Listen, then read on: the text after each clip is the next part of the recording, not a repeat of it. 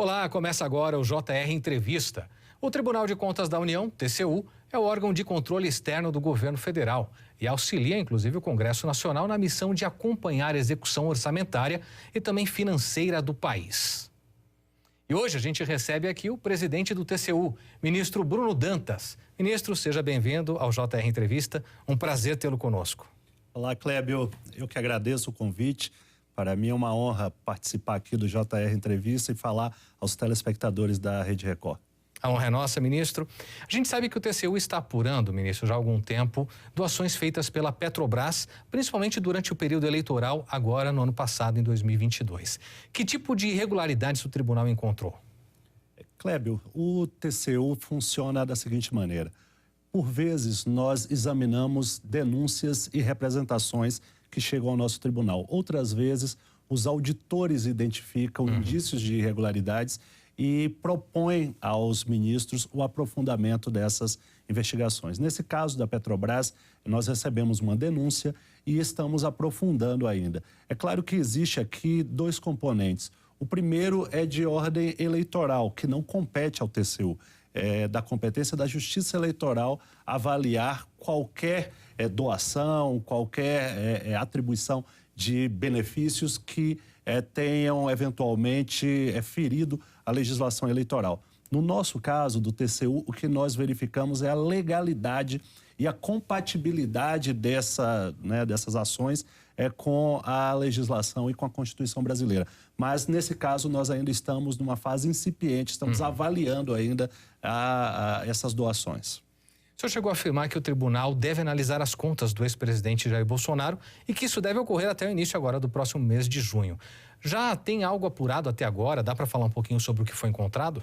É a Constituição que determina que o TCU deve emitir o parecer prévio das contas do presidente da República até 60 dias depois de receber a prestação de contas. O presidente da República envia a sua prestação de contas para o Congresso e o presidente do Congresso despacha para a emissão do parecer do TCU. Nós recebemos essa prestação de contas e estamos com previsão de julgar esse parecer prévio das contas do presidente, do último ano do presidente Jair Bolsonaro, no dia 7 de junho.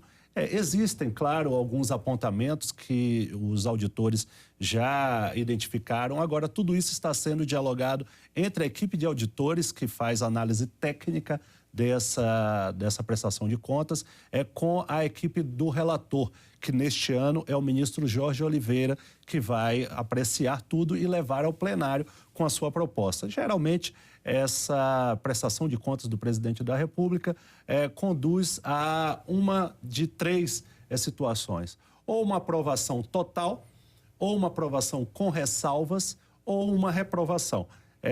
Eu não tenho detalhes de como os auditores estão enxergando a prestação de contas do último ano do governo Jair Bolsonaro, mas certamente os auditores estão dialogando com a equipe do relator, que ao fim e ao cabo, quem vai propor ao plenário as suas conclusões.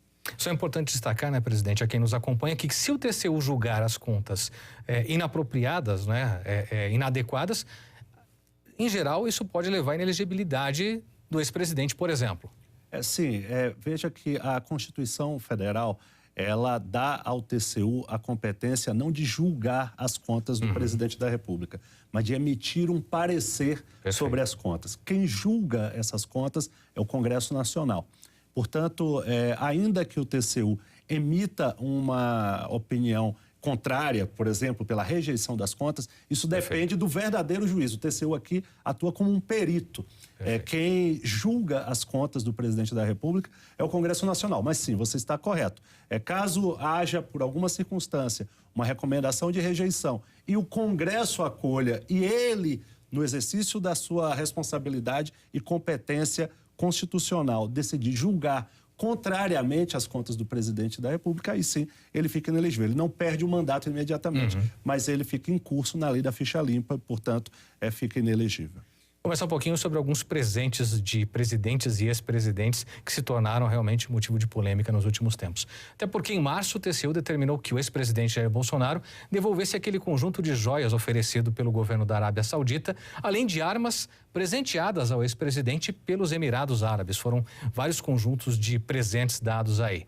E o ex-presidente Bolsonaro alega que nunca teve a intenção de ficar com as joias. O senhor acredita que ele, de fato, não sabia que precisaria integrar isso ao patrimônio público? Veja, o TCU, em 2016, fez uma primeira grande auditoria em presentes recebidos por ex-presidentes da República. E o TCU definiu ali, nesse leading case de 2016, dois requisitos importantes para que fosse orientado o Palácio do Planalto, a Presidência da República, a respeito da destinação de presentes recebidos pelos presidentes.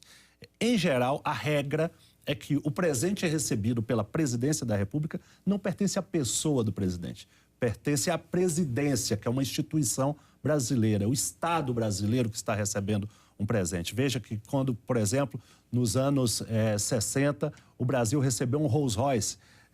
Até hoje, esse veículo é utilizado pelos presidentes da República. As posses, no momento de tomar posse ou no desfile de 7 de setembro, existe essa utilização desse presente. Imagine se o presidente da época decidisse que aquele presente era da sua propriedade e ele deveria levar para sua garagem pessoal. É evidente que isso seria um despautério. Então, o TCU ele definiu dois requisitos importantes. Primeiro, em geral, o presente pertence à presidência da República, não ao presidente da República, mas em duas circunstâncias muito específicas, o presidente da República pode incorporar o presente ao seu acervo particular. Que hipóteses são essas? Primeiro, quando o presente tiver uma natureza personalíssima, uma gravata, uma abotoadura, no caso de um presidente peruano, uma garrafa de pisco, ou uma camisa da seleção nacional com o nome do presidente, o presidente do Brasil bordada, ou algum outro bem, algum outro presente que seja evidentemente de caráter personalíssimo. Só que não basta que seja personalíssimo, é preciso também que tenha baixo valor, porque seria perfeitamente possível dar a alguém uma gravata cravejada de brilhantes e dizer, olha, como é uma gravata. Mas é claro que não. Nesse caso, como se trata de um presente personalíssimo, mas de elevado valor, ele precisa ser incorporado ao patrimônio da Presidência da República, ao Estado brasileiro, não aquele presidente. Então, como nós já tínhamos essa definição muito bem delineada desde 2016, existe uma regra de direito que diz que ninguém pode alegar em seu benefício o desconhecimento da lei. Eu quero crer que possa ter havido realmente algum problema ali na classificação. É óbvio que nem sempre é o presidente da República que examina aquilo ali. Muitas vezes o presidente recebe o presente, ele nem abre a caixa. Aquilo ali vai direto para um setor do Palácio do Planalto que vai fazer essa catalogação. Agora, de certo, alguém falhou nesse processo todo. E essas pessoas que falharam terão que se haver com a letra da lei. O senhor falou sobre essa questão de auditoria, até essa definição desde 2016. Essa auditoria, obviamente, vai revisitar todos os presentes. A expectativa de que venha algo novo, algum presente que passou desapercebido nessa história toda? É provável que sim, né? Veja que com um olhar muito superficial já foram identificados esse conjunto de joias, essas armas e alguns outros presentes que se fala que estão armazenados no acervo particular do ex-presidente Jair Bolsonaro. Mas o certo é que o Brasil não pode viver de soluços quanto à destinação de presentes recebidos pelo presidente da República. Isso revela uma cultura de patrimonialismo que precisa ser, afastada da vida republicana brasileira. Por isso, nós decidimos, no plenário do TCU, que no último ano de cada governo, nós faremos ali, faltando 3 meses para acabar o governo, faremos uma grande auditoria para verificar se os presentes que foram recebidos ao longo dos 4 anos de mandato, se eles foram adequadamente classificados, inventariados, para que nós não tenhamos mais esse tipo de problema. Perfeito, presidente. Bom, a gente tem agora uma pergunta do repórter Augusto Fernandes, do Portal R7, aqui no telão para o senhor. Olá, presidente, tudo bom? Eu gostaria de saber do senhor se existe algum projeto no TCU para realizar auditorias prévias em contratos e licitações que o governo assina. Eu queria saber se é possível fazer esse tipo de fiscalização e quais são os benefícios dela. Bom, excelente pergunta. O Brasil, pelo que consta da nossa Constituição, não adota um modelo de controle prévio da atuação do Estado. O nosso controle, tradicionalmente, é um controle posterior, a posteriori.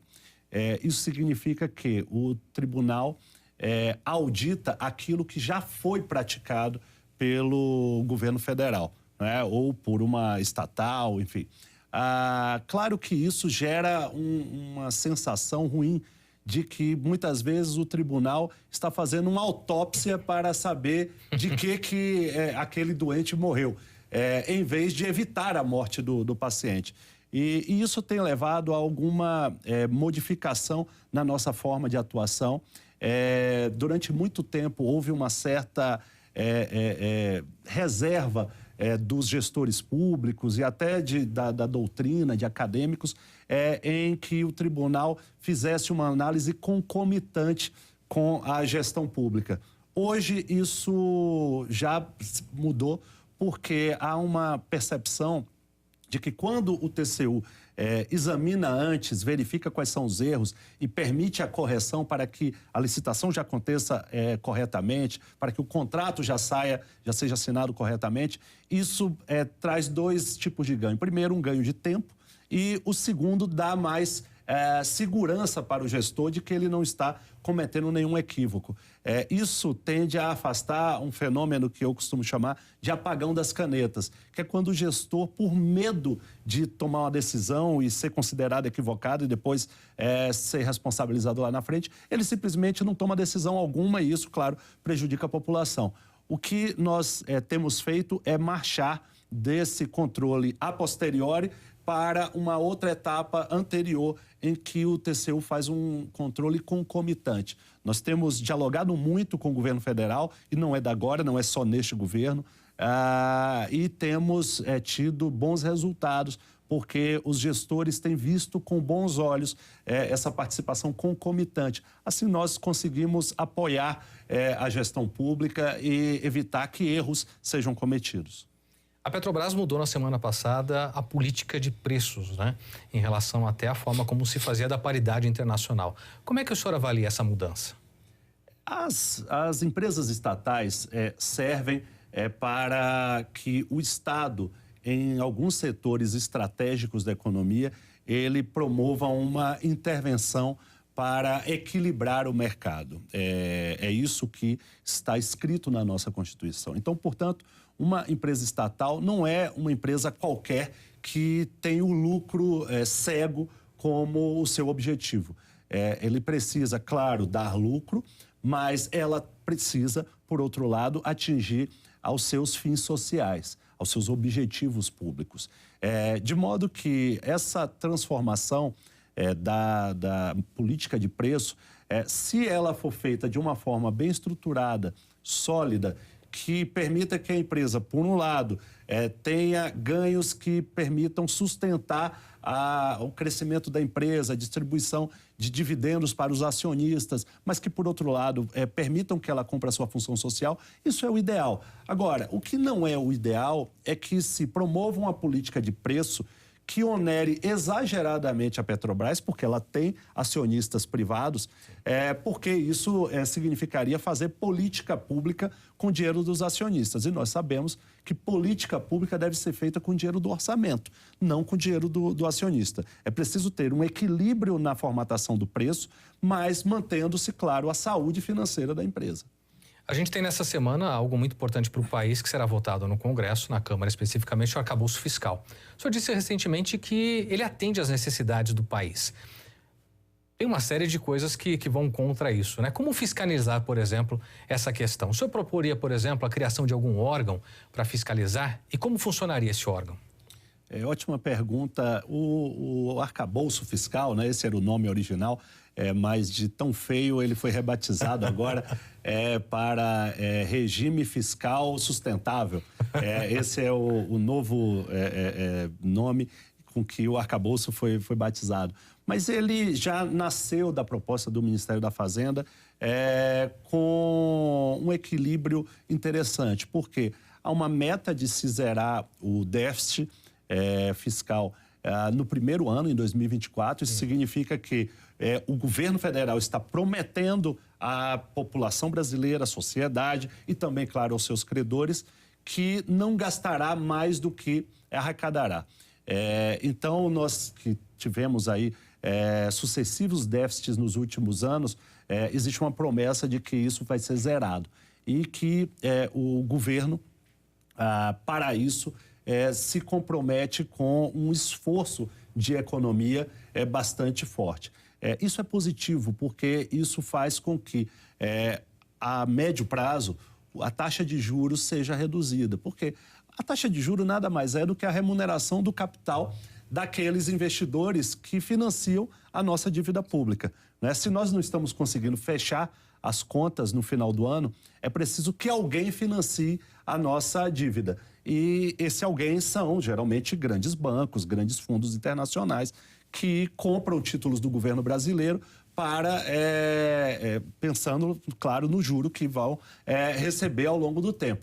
Quando a saúde financeira do país, demonstrada por meio dos superávit ou déficit, se apresenta de uma forma sustentável, isso significa que o valor, a remuneração exigida pelos credores passa a ser menor. Um país que tem uma estrutura fiscal frágil, os credores cobram mais caro pelo seu dinheiro. É absolutamente como acontece na vida normal. Um mau devedor paga juros maiores. Se você não tem as contas organizadas e vai num banco pedir um financiamento, os melhores financiamentos não estão à disposição para os maus pagadores. Geralmente é só aquele crédito rotativo que é altíssimo, quase 10% ao mês.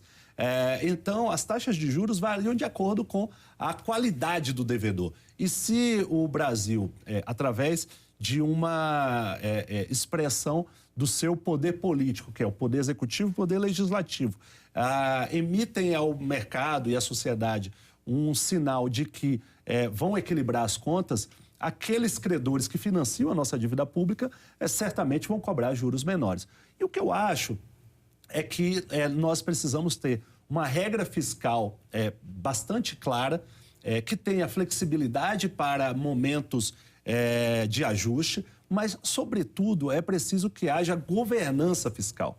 Uma boa regra fiscal é importante, mas tão importante quanto ter uma boa regra é ter governança fiscal. E o que eu chamo de governança fiscal é um conjunto de instituições com responsabilidades de verificação das metas que são estabelecidas, a leitura dos relatórios que são gerados pelo Tesouro Nacional, pelo Banco Central, para verificar se esses compromissos fiscais estão sendo atingidos e, a partir daí, ter uma série de comandos para correção de rota, caso a meta esteja se distanciando daquilo que foi definido a priori. E aí eu conversei com o ministro Fernando Haddad, conversei com a ministra Simone Tebet, conversei com o relator do arcabouço fiscal, que é o deputado Cláudio Cajado, propondo a criação de um comitê de modernização fiscal, como existe nos Estados Unidos desde a década de 50. Vejam que os Estados Unidos são tidos no mundo como um país de direito consuetudinário, ou seja, as normas não estão na lei. O que vale é o costume, muitas vezes o contrato. Mas, mesmo nos Estados Unidos, que não tem esse costume de lei escrita como nós temos aqui no Brasil, lá, desde os anos 50, existe uma lei aprovada pelo Congresso, criando um comitê que envolve os 3 níveis do ciclo orçamentário. Primeiro, o planejamento. Segundo, a execução. E terceiro, a fiscalização. Lá nos Estados Unidos, o Departamento de Planejamento, que fica na Presidência da República, faz parte do comitê. O Departamento do Tesouro americano, que é o nosso Ministério da Fazenda, também faz parte.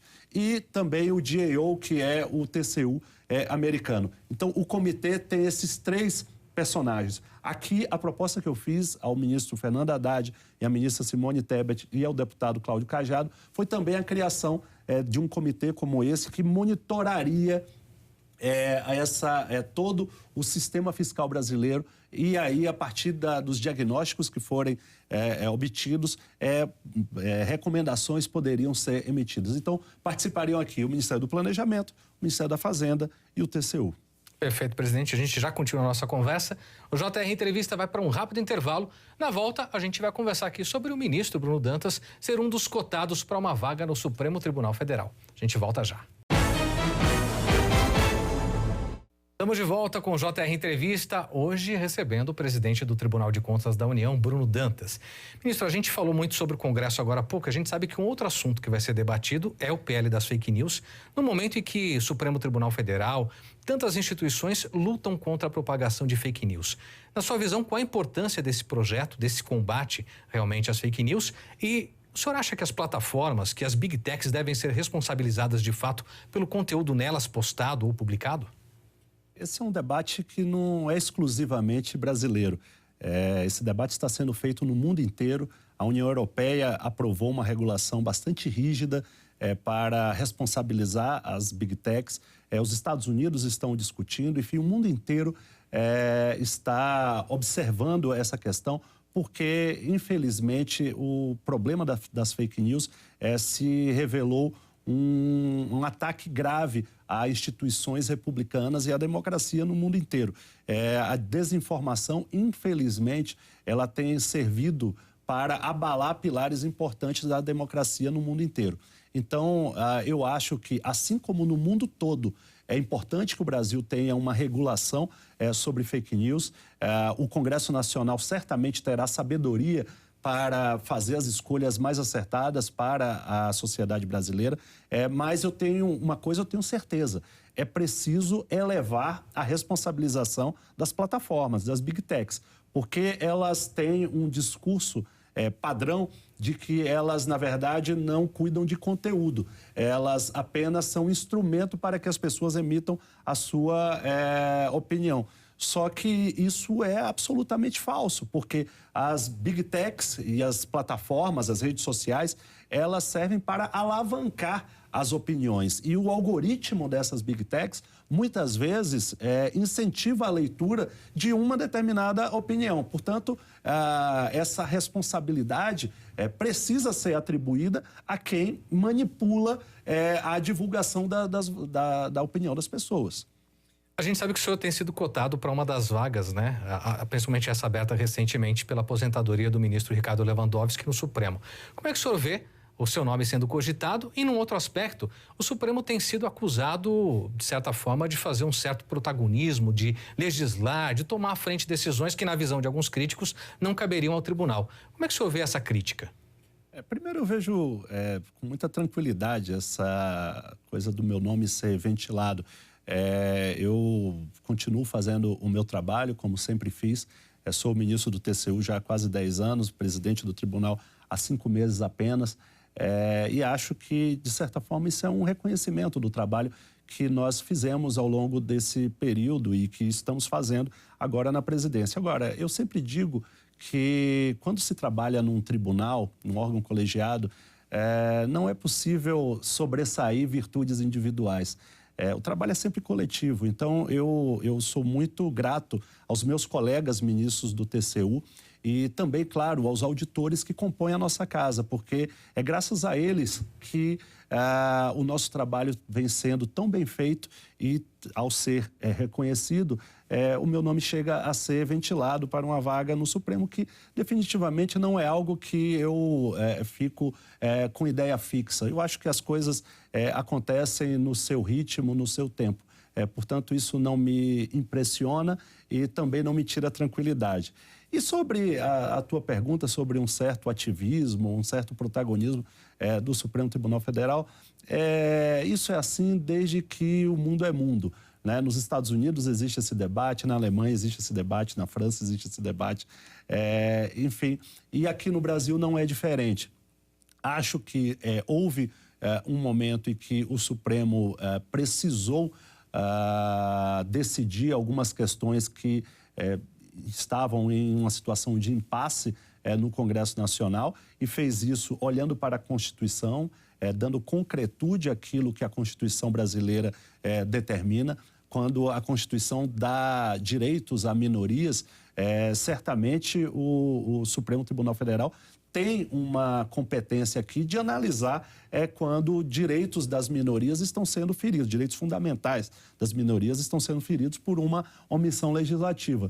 Agora, o ideal é que os três poderes do Estado sejam equilibrados, tenham a sua atuação equilibrada, assim como determina a Constituição. A Constituição fala que é preciso que os poderes sejam harmônicos, independentes, mas harmônicos entre si. E a harmonia pressupõe que cada poder atue dentro do escopo que a Constituição definiu para ele. Então, eu acho que não é possível falar de ativismo do Supremo Tribunal Federal, mas à medida em que o Congresso Nacional atuar dentro daquilo que a Constituição espera dele, que a sociedade brasileira espera do Congresso, naturalmente os outros poderes vão se reacomodando e isso é da dinâmica democrática. Perfeito. Chegamos ao fim dessa conversa do JR Entrevista de hoje. Ministro Bruno Dantas, presidente do TCU, foi um prazer recebê-lo aqui. Obrigado por aceitar nosso convite. O prazer foi meu. Convidem-me outras vezes, será um prazer retornar. E o JR Entrevista fica por aqui. Lembrando que você pode assistir ao programa na Record News, no Portal R7, no Play Plus e também nas nossas redes sociais. Obrigado a você pela companhia. A gente se vê no próximo JR Entrevista. Até lá.